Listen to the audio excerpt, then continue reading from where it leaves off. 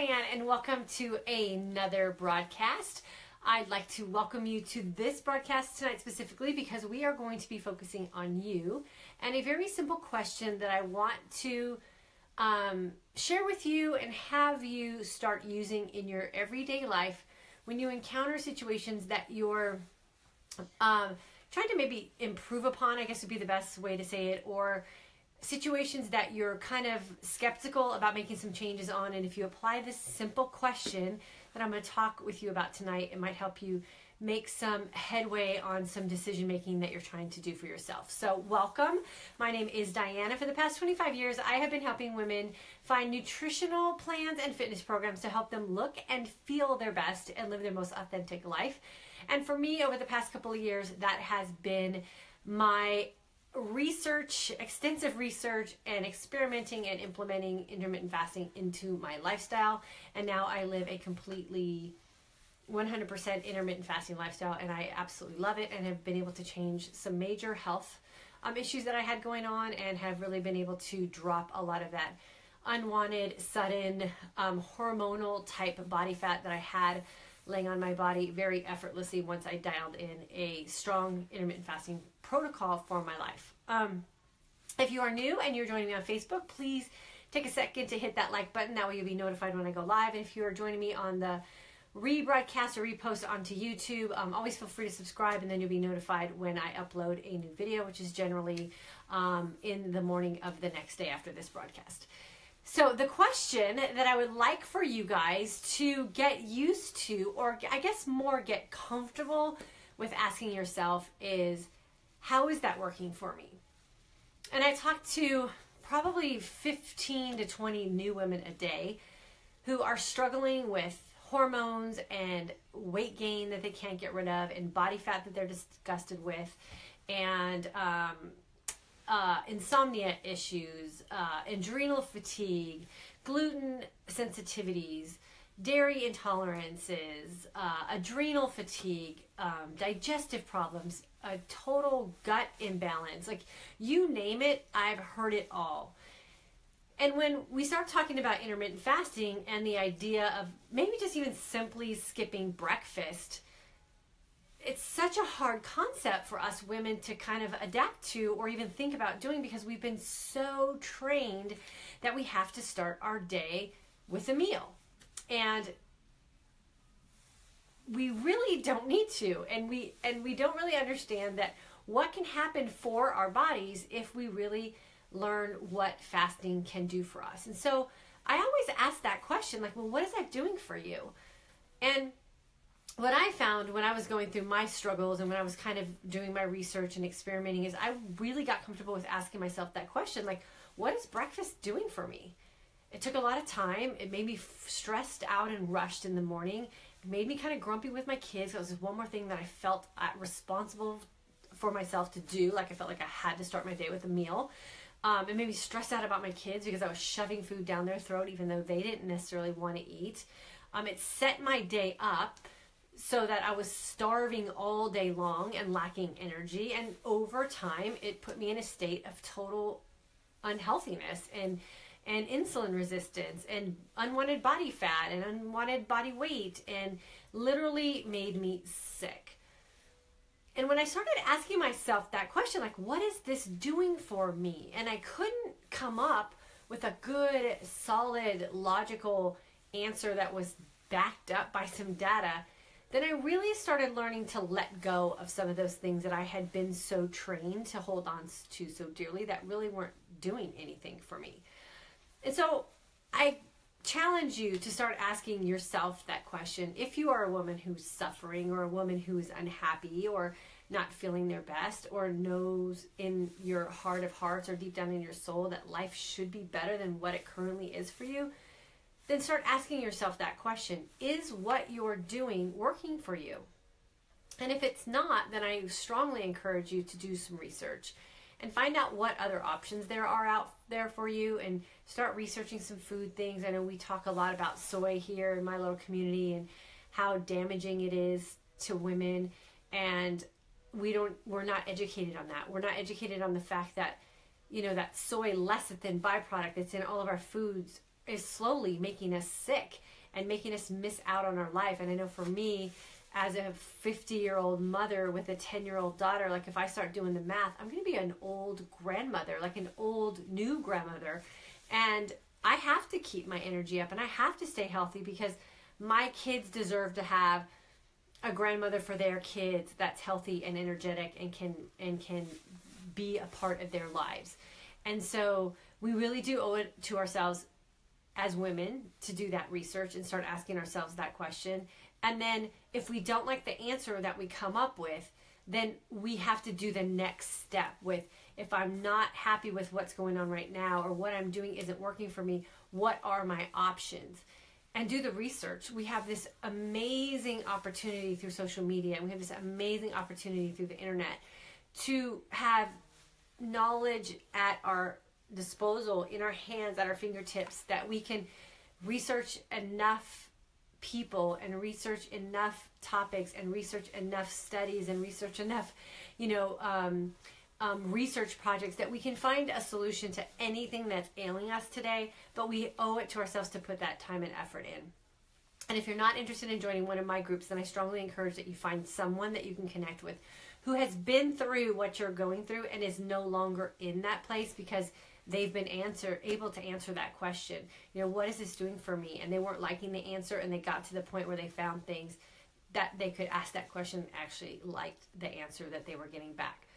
So no need to suffer, no need to miss out on your life, no need to go without the things that you love, and just, kind of come to grips with what the world is now and how things are changing and how we have so much more information available to us, and let go of the fact that, yes, we were taught that years ago, and yes, we've been doing that our whole life, but it's not working for us anymore, and now is an opportunity to change. And really find someone to follow or to connect with that doesn't dictate what it is you're supposed to do with your life, or dictate what it is you're supposed to eat, or dictate how it is you're supposed to eat, but instead encourages you to create your own lifestyle based on your own needs and what your lifestyle is made up of. I don't think anyone has a right to tell someone else exactly what they're supposed to eat. We're grown women. We should be figuring that out for ourselves. So if you're following someone or you're looking to kind of jump in with someone, I always say that's a big red flag. You want to make sure that whoever you're working with is not dictating that this is this way or the highway kind of thing, or that they give you the opportunity to kind of create your own lifestyle, because my diet plan and the food that I eat may not work for you, and I do not have a right to tell you that that's the only way things are going to work for you. There's so many options out there, and we really need to find what's going to make us happy as individual women so that we can sustain whatever it is that we're trying to do for ourselves for the long haul. So even with intermittent fasting, there's so many different ways that you can make it work, and we do not have to become food obsessive. We do not have to become food phobic. We do not have to deprive ourselves of all those things in life that we really enjoy having that make us happy and make us who we are. We just have to find ways to fit it in so that we can have them and be healthy, happy, energetic women. So that's all I kind of wanted to share with you guys tonight, as well as I kind of wanted to show you some things that I talked about in yesterday's video. So if you watched the video that I did about insomnia and intermittent fasting, and I talked about the possibility that if you have insomnia, whether you're intermittent fasting or just insomnia in general, that it could be due to the fact of a magnesium deficiency. So I brought some stuff along, some props, so you can see with some of the things that I was talking about yesterday. So this is the water that I was referring to yesterday. It is called the Mountain Valley Spring Water. It is a mineralized water, so it has potassium, sodium, and magnesium in it.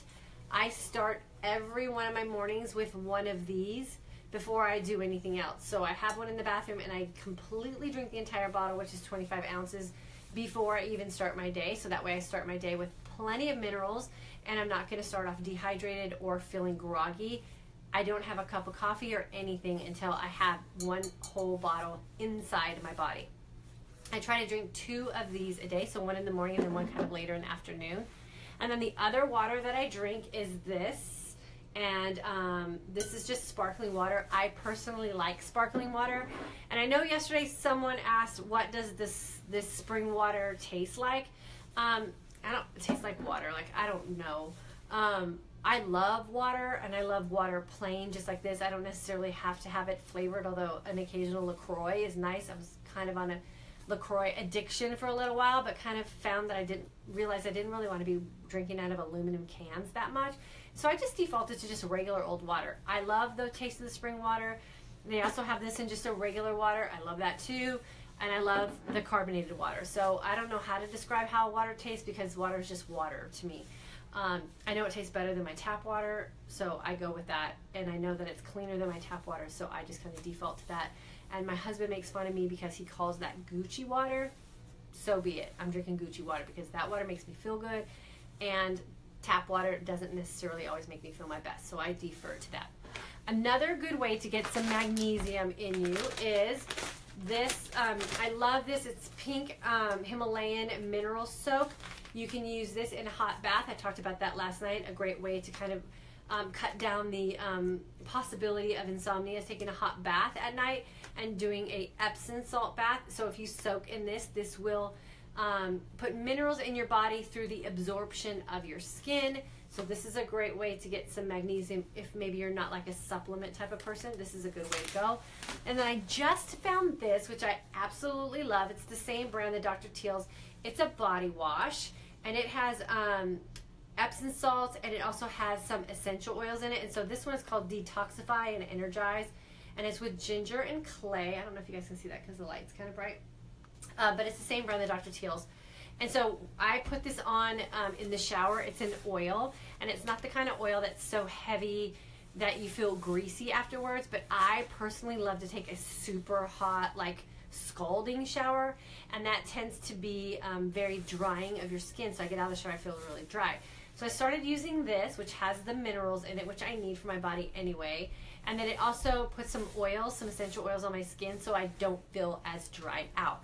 So that I do every day in the shower, and then the Epsom salts I just do when I can muster up a bath when I have time, which, you know, I rarely have time to take a bath. When I do, I use that, and that works in the shower, which is so much more convenient for me. And then I do my mineralized water and my carbonated water. So those are kind of the things that will help with insomnia or muscle cramps or fatigue or any of those things that we talked about yesterday when you have a magnesium deficiency. So this is my look today, and I'll explain to you why I have this look today. Today is the first day that we started back into working out. For me, I took about 3 months off because I got a new puppy, and I decided to take a couple months off working out so that I can kind of bond with her and make her feel comfortable around the house, and she wasn't locked up in a crate for too long. And then right when I was getting ready to work out and get back into working out again, I fell through my attic and broke my foot or toe or I don't know something, but I can't run and I can't work out. So today was my first day back, and we were doing a PIO workout, which is like a body strengthening and conditioning workout, so I don't necessarily need to wear shoes for that. I do it right here at home through a streaming service, so I don't even have to leave. And I don't always get a shower when I have workout days. And so if you are in any one of my intermittent fasting groups, or if you worked with me before as your coach, or if you hung around here in social media with me for a while, you know I kind of have these mottos that I live my life by. And one of my mottos about showering and working out is that I never give up a workout to fit in a shower. So if you live anywhere around me, or you're going to cross paths with me in any given day, there's a pretty good chance that it could be 5 o'clock in the afternoon and I will still be in my workout clothes and I probably haven't showered. And that's just the way it is, because if I have to work my workouts in around the convenience of a shower, then I will never work out, and that just isn't going to work for me. So a long time ago, probably 4 or 5 years ago, I just sort of made a promise to myself that I would be okay with walking around kind of post-workout sweaty. I wash my face, I put a little bit of makeup on, I put my hair up somehow, some way, and I just wear really cute workout clothes. So I don't feel bad when I'm walking around and I might be a little bit sweaty. And that's how I've kind of managed getting my workouts in with a super busy life and managing kids and having a business and making sure dinner is made and all that kind of stuff. Sometimes I just walk around all day post-workout, and I might get my shower at 11 o'clock at night and work out at 8 o'clock in the morning, And I'm okay with that. And quite frankly, if someone around me isn't okay with that, that's not my problem. That's their problem.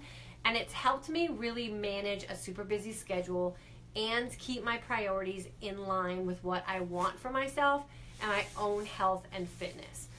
So if you are having problems fitting in a workout schedule and you're super dolled up every day and looking perfect, I would say if you came to me and said you're having problems getting your workout in, but you have time for other things, I would probably ask you the question that we worked on tonight. And how's that working out for you? Like, how's that PTA meeting working out for you? Or how is that working out for you? How's that? And you're not able to get your workout in. So again, I would come back to that question for myself, and I just realized that working out is important to me, and I want to stay healthy and fit, and I want to have a strong body, and I want to look a certain way. Intermittent fasting is great for health. Intermittent fasting is great for reducing inflammation in your body. Intermittent fasting is great for decreasing body fat and autophagy and all those things that we always talk about. But the only way I know how to change the actual physical shape and look of my body is through exercise.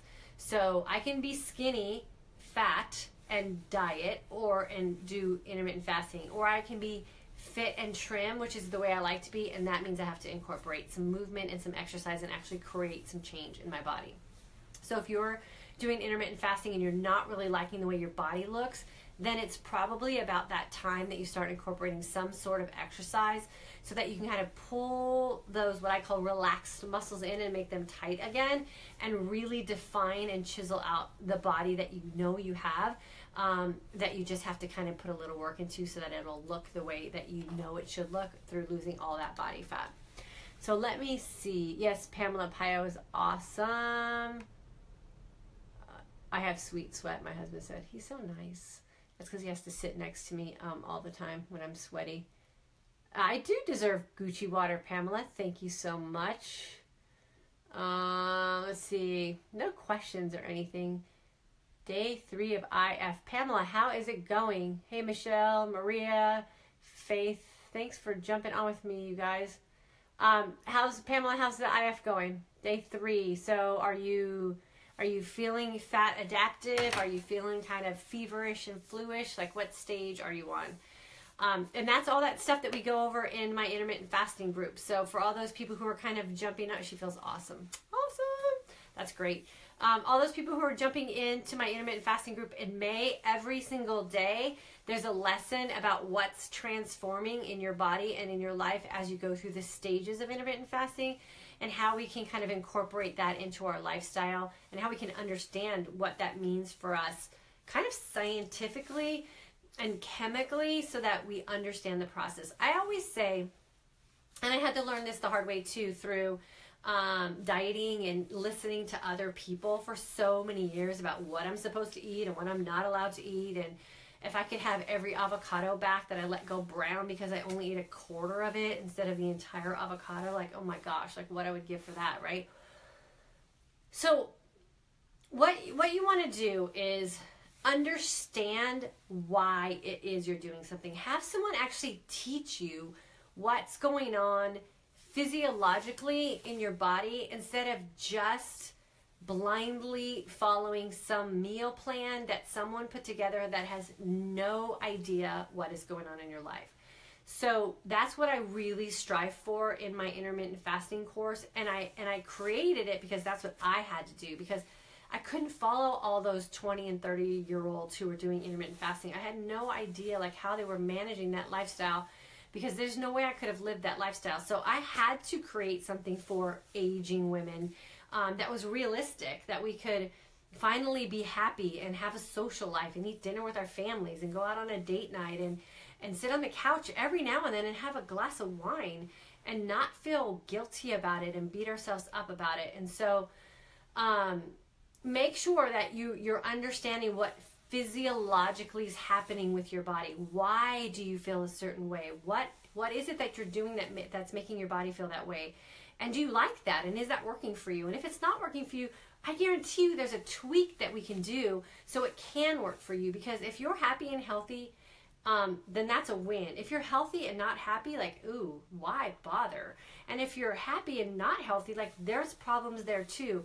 We really want to create both scenarios for ourselves, happy and healthy, because we've given up so much in the past and we don't want to have to give up anything else anymore. And sometimes we have to ask ourselves that question again. How's that working for me? Like, how is giving up stuff working for me? Like, I couldn't do the Whole30 diet after I read the book because there's just too many carbs that I still love, and I don't want to give up all of them. Like, I want to eat an apple every now and then, and I don't want to feel like if I ate an apple I was cheating on something or failing at something. I want to build an apple into my own plan that I've developed for me so I can enjoy an apple every now and then. It's not going to kill me. And I don't want to feel like those things are kind of sins or bad things or cheating or like you're not strong enough to make it through. No, we don't have to do that to ourselves anymore. Find a plan that works for you and then create it so that it adapts to your own life. And that's really how we get the win with happy and healthy and not have to give up anything. Awesome, Pamela. You're going to rock our May group. You're going to have a lot of fun. Here's the cool thing about our May group. We have people in our May group from Australia and Canada, and I think just about every state in the United States. And I guarantee you, you are going to leave with some amazing new best friends. And the community that we're developing in these groups has just been so heartwarming. And I mean, it's beyond what I ever imagined it would be. The women that are helping each other and the relationships that are being formed and the support systems that are there. And just a community of women who finally feel like, one, they're not crazy, and two, they're not alone, and three, there's hope. And that is a great community to be involved in as a woman who's going through all of these crazy changes that hardly anybody is talking about openly. And now you're in this group with women all over the world, and to take it even a step farther, our family's going on vacation in Cancun, Mexico, the first week of June. And one of my members in my March group who lives in the UK is going to be at a resort in Cancun in Mexico, right next to our resort. And we're going to get to hang out together in Mexico. Like, how does that happen? Like, who does that? We're kind of strangers in the real world. We're great friends now on the internet. She's coming in from Cancun. We're coming in from Texas. And we're going to meet up in Mexico and hang out on the beach. Like, that's amazing. And so who knows what relationships will form in our May group. We have an amazing group of women that are coming together. And I'm guaranteeing you'll have friends that you will carry on with probably for the rest of your life, with women that you'll connect with that are very like-minded. So I'm super excited to get started in May. And some of our April people are going to be carrying over into May, and some of our March people are carrying over into May. So we're going to have a nice cross of experienced professional intermittent fasters for aging women and some newbies coming in, and it's going to be just a great place to just be a woman. And I'm super excited about that. Okay, so I got to jump off here. Let me see if there's any last minute comments that came in. I think that's it. Okay, perfect. Okay, so I'm going to jump off because Wednesday night is my night on the couch with my husband. We watch Empire every Wednesday night, and I have a glass of wine. So I'm going to jump off here and go enjoy my weekly glass of wine with my husband and watch a little Empire. And then I will see you guys back here tomorrow night. I would love for you to come back and join me. 9 p.m. Central Standard Time right here on Facebook. And again, if you are on YouTube, I will have all videos posted the very next morning for you so you can enjoy them at your leisure on YouTube. And if you ever feel like jumping in on a live broadcast, feel free to join us here on Facebook. So have a super night, you guys. Always appreciate you guys being here. Love your comments. Love all your enthusiasm. And if you are interested in jumping in that May group, we only have a couple spots left. So we will end up probably having to close out probably a week before we actually launch the group on May 6th. So if you're on the fence, I always say just close your eyes, take a deep breath, and jump in, because nothing in our group is going to hurt you. It's only going to help you. And we would love to spend some time with you. So have a good night, you guys, and I will see you back here tomorrow.